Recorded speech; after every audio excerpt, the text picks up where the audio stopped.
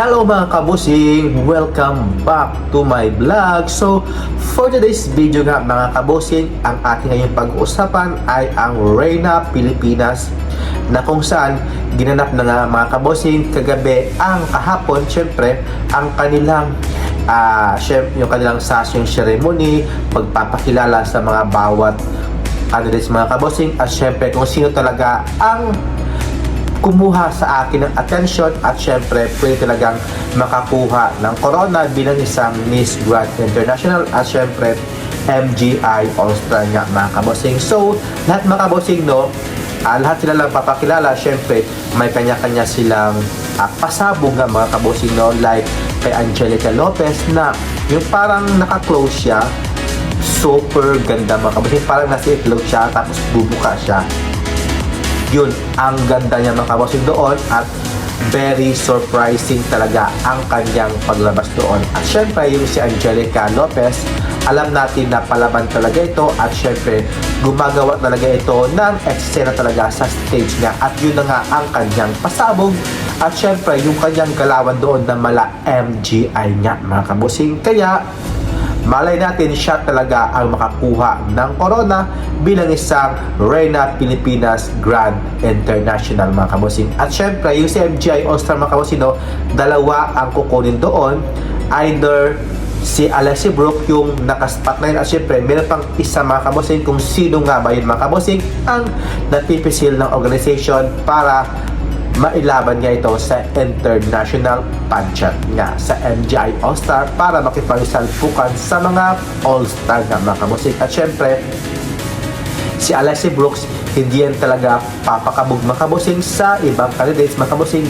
Laban talaga yan pag sa mga botohan. Alam natin na marami talagang supporter itong si Alexi Brooks pag sa MGI All-Star. At syempre, si Angelica naman mga kabosing, alam natin na palaban talaga ng mga kabosing sa mga eksena, sa galawan ng mga kabosing. So, kita nyo naman mga kabosing, kahapon at kagabi mga kabosing, yung kanilang eksena doon, si Angelica Lopez na hindi talaga matitinag yung kanyang execution, yung kanyang galawan sa pagsashi pa lang, yung pinakilala niya yung kanyang sarili at syempre yung paglagay ng sashing, yun MGI talaga ang galawan nitong ni Angelica Lopez mga kabosing. At sa other naman mga kabosing na candidates like si Ann Patricia Lorenzo na kung saan okay naman yung kanyang galawan, hindi pa siya nakatangkaran pero yung lahat ng mga candidates hindi mga kabosing matangkad, pero ang bababa lang talaga yung mga contestant, yung mga pandak nasa 5'6" yung height, 5'5",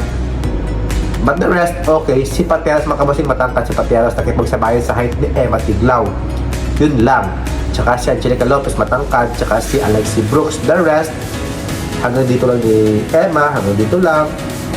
Kaya, grabe yung tatlo, I'm sure,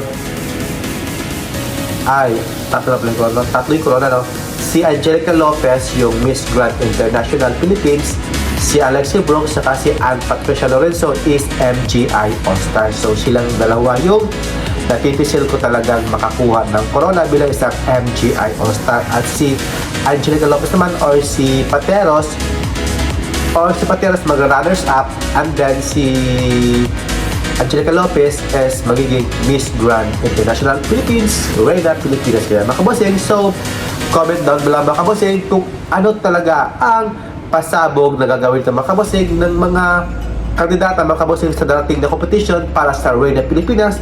Please comment down below at huwag kalimutang mag-subscribe sa aking YouTube channel. At syukran mga kabosing, bye bye, keep safe po, bye bye, God bless, and kapuka, mabuhay, bye bye, syukran.